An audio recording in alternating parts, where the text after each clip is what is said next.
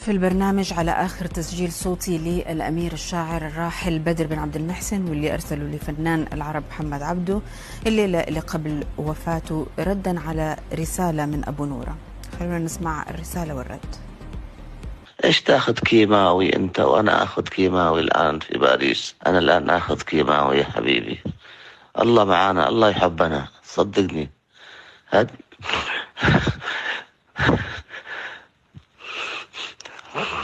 من محبة الله فينا.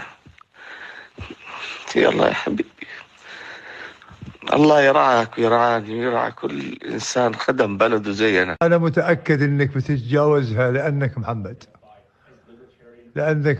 ولأنك تؤمن بالله سبحانه وتعالى، وثق أنه إن شاء الله نبي نجتمع أنا وياك وبنسوي أشغال كمان وبنغني وبنسوي شعر وبنسوي كل شيء، بس لا تأخر علي.